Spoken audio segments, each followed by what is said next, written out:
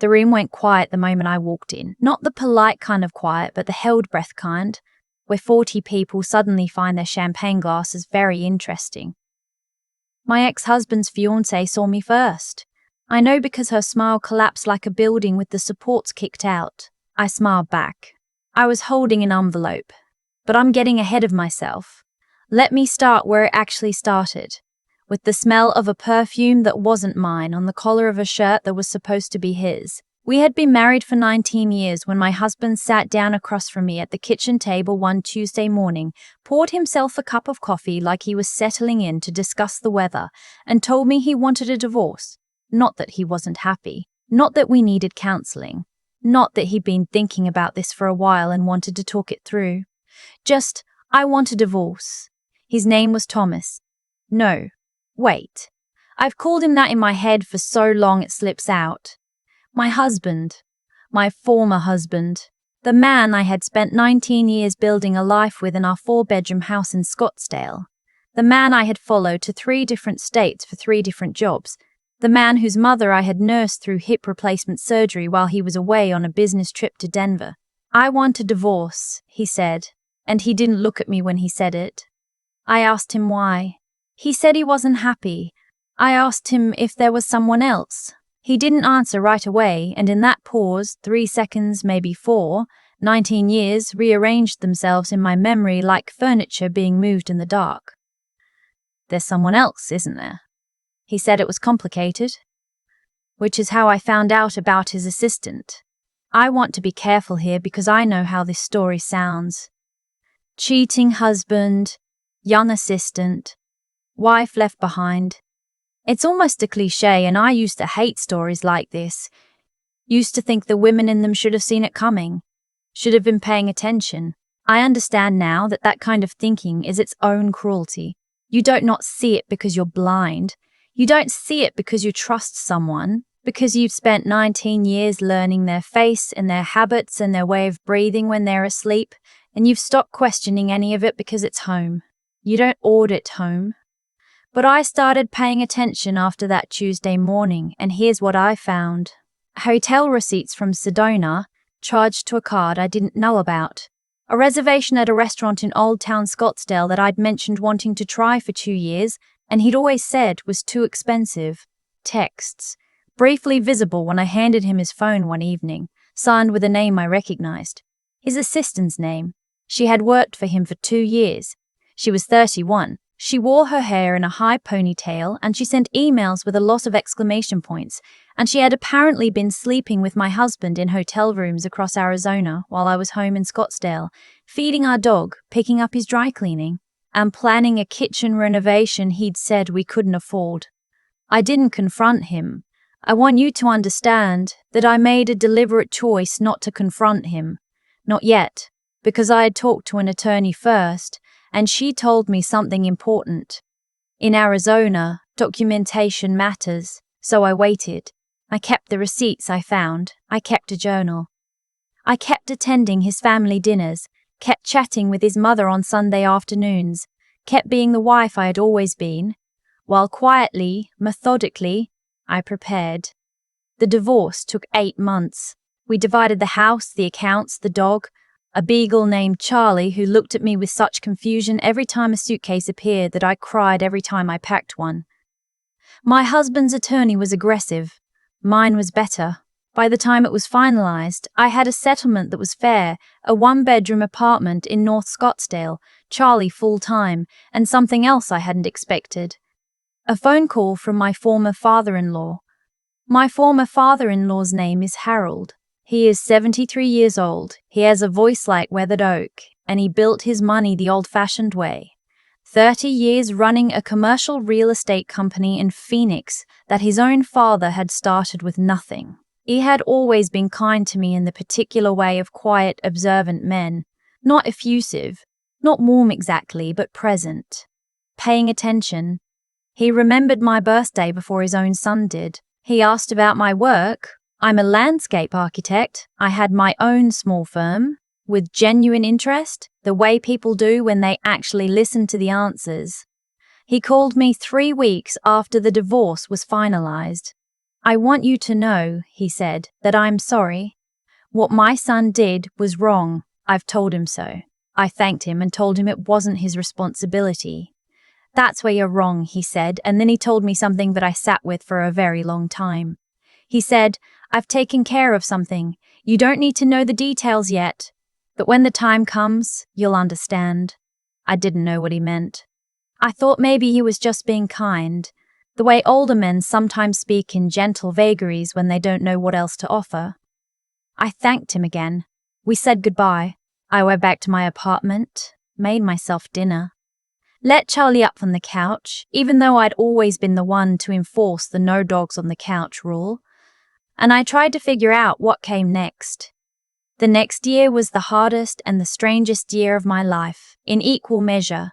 Hardest because I was 43 years old, starting over, sleeping alone in a one-bedroom apartment, calling my mother from parking lots so she wouldn't hear me cry. Strangest because I was also, for the first time in 19 years, entirely my own person. I ate what I wanted for dinner.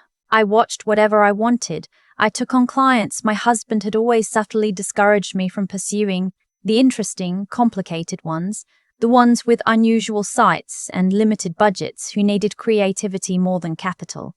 I worked late when I wanted to and left early when I didn't feel like working.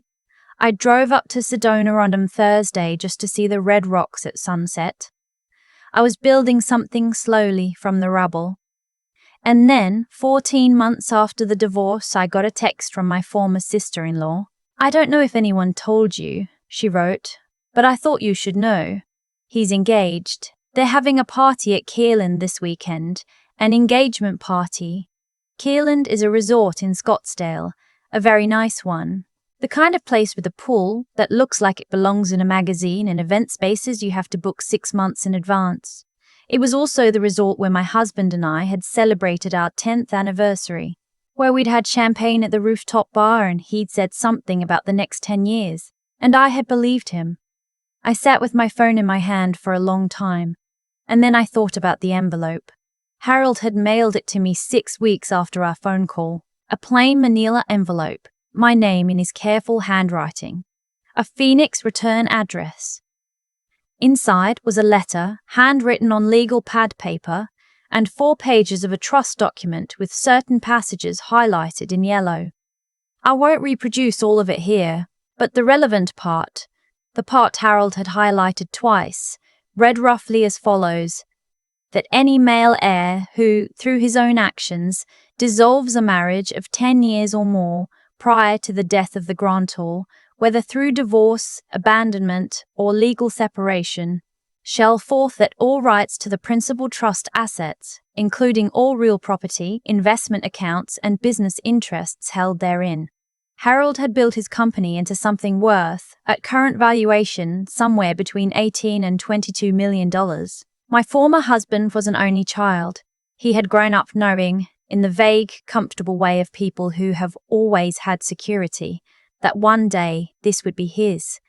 The trust had been written 40 years ago by Harold's own father as a condition of Harold's inheritance. Harold had honored it his entire life, and when he established his own trust, he had included the same clause, updated by an estate attorney, airtight, and apparently never mentioned to his son.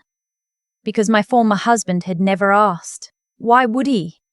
He was going to be married to me forever. Harold's letter was short. It said, "I imagine you've wondered if any of this will ever be made right. Not all of it can be. But this part can. I read it 4 times. Then I called my attorney. She read it and said, 'This is real. This is enforceable.' And she said something else, which was, 'He doesn't know yet, does he?' He didn't. No one had told him. I want to be honest about what I felt in the weeks between getting that envelope and the night of the engagement party. It wasn't triumph. Or it wasn't only triumph. There was grief in it too. The particular grief of watching something you built get paved over. The knowledge that he was happy, that he had moved on so cleanly, so quickly, that he was throwing parties at nice resorts and getting engaged and probably buying new furniture and starting a whole new version of the life we'd had together. I thought about Harold's words. Not all of it can be made right. And I understood what he meant. The 19 years weren't coming back. The 10th anniversary wasn't coming back. None of it was. But I also thought about the hotel receipts. The card I didn't know about. The restaurant he'd always said was too expensive. I thought about my mother-in-law's hip surgery, and sitting in that waiting room for 6 hours alone. I thought about the kitchen renovation. And I decided to go to the party. I didn't dress for drama. That part is important to me. I wore a cream-colored wrap dress and low heels and my hair the way I always wear it, pulled back. I looked like myself. That was intentional. I didn't want to look like I was trying because I wasn't trying, not in the way people mean when they say that. I had simply decided to attend a party to which technically no one had invited me. A friend came with me. Her name is Lorraine. She's an attorney, not mine, a different one. A friend from college who has seen me through every version of my adult life. She said when I called her, "I'm wearing heels, tell me where to be." We drove over on a Saturday evening in October, when the Scottsdale air had finally dropped below 90 degrees and the sky was doing something spectacular with the sunset. The resort looked exactly as I remembered it. The event space was on the ground floor, opening onto the pool terrace, strung with warm lights and full of people in cocktail attire, holding glasses of something sparkling. I walked in like I'd been invited. Nobody stopped me. I recognized faces, colleagues of his, some old mutual friends, his mother standing near the bar in a blue dress, looking up when I entered with an expression I will never forget. As long as I live, not surprise, exactly. Recognition. As though she'd been waiting. His assistant, his fiancée now, was wearing white. She was standing near the center of the room with her hand on his arm, and when she saw me, her smile did the thing I told you about at the beginning. Just gone. Like a switch. My former husband turned to see what she was looking at. For one long moment, he and I just looked at each other across 40 feet of a room full of people. I smiled. I held up the envelope. I didn't need to say anything. The envelope said enough. What happened next is something I've described to people in different ways depending on who's asking and how much detail they want. The short version, I crossed the room, handed the envelope to my former mother-in-law, who had specifically requested this role when I'd called her 3 days earlier to tell her what I was planning, and she handed it to Harold, who had flown in from Phoenix without telling his son. The longer version involves my former husband saying my name twice in a tone I'd never heard from him before. Not angry, not loud, just startled. Small. Like something that had gotten very large in its own imagination and then found itself in a room with mirrors. Harold opened the envelope. He read the cover letter out loud, briefly, just the relevant passage in his quiet weathered oak voice, while the room held its breath. My former husband said, "I don't. Dad, what is?" Harold said, "I think you understand, son." And then his fiancée grabbed the document. I don't know what she was hoping to accomplish. Maybe she thought she could verify it was fake, or find a loophole, or just hold it, the way you grab at things when you're falling. What she accomplished was knocking over a glass of champagne onto her white dress and, in the process of snatching the pages, tearing one of her acrylic nails clean off. She made a sound. The room made a sound. I stood there and felt, very distinctly, nothing dramatic. Just a kind of settling, the way a house sounds when it's quiet and the temperature drops and the structure adjusts. Small, precise, inevitable. The trust clause was enforced. I know this because Harold called me 2 weeks later to tell me, and because I have an attorney who keeps track of things like that. My former husband did not receive the trust assets. Some of it went to Harold's charitable foundation. He had a secondary beneficiary clause, and some went to a children's hospital in Phoenix that Harold had supported for years. My former husband received nothing. His fiancée found this out within the week. I heard through the particular grapevine that small cities generate that she was upset, that the engagement became complicated, that there were conversations about timelines and previously undisclosed financial assumptions, and that the high ponytail was seen less frequently at the office. I don't know exactly what happened after that, and I want to be honest about that too. I didn't get to watch all of it unfold. Real life doesn't always give you a front row seat to the consequence, but I know the clause was real and enforced, and that what my former husband thought was secured, what he had traded his marriage for, his security, his future, the thing he thought he would have regardless, wasn't there anymore. He lost the marriage. He lost the money. He almost lost the job. The board of his company found out because Harold was on the board, and because Harold had a lot of opinions about character. I want to tell you about what happened to me after, because I think that part matters as much as any of this. I took on a new client in the spring, a woman who wanted to redesign an overgrown property in North Scottsdale, turn it into something livable and intentional and hers. We spent months on it, walking the land in the early morning when the light was low and the quail were moving through the brush, talking about what she wanted the space to feel like, not just look like, what it should say when you're standing in the middle of it. I thought about that a lot, what a space should say when you're standing in the middle of it. I adopted a second dog to keep Charlie company, a terrier mix named something undignified that Charlie seemed to immediately accept, and I immediately loved. I started getting up early again, which I hadn't done in years because my husband had always slept late and I'd trained myself to match him. I started drinking coffee on my small apartment balcony in the early morning while the sky went from black to grey to that particular Arizona blue that feels almost violent in its clarity. I wasn't angry anymore. I don't think I had been angry truly for a while. I think I had been grieving, which is different and slower and more necessary. Harold sent me a card at Christmas. He still does. Nothing elaborate. He's not an elaborate man. Just his signature and, one year, a note that said, "I hope you're well. I think you are. I think I am too." I got a message this past spring from a number I didn't recognize that turned out to be my former husband. It said, "I know I don't have any right to reach out. I just wanted to say I'm sorry." I read it 3 times. I thought about 19 years. I thought about what sorry means and what it can and can't put back. I didn't respond. Not out of anger. I want to be clear about that. Not to punish him, or to make a point, or to let him feel the silence the way he'd let me feel it for the last however many months of our marriage, when I'd been asking questions he wouldn't answer.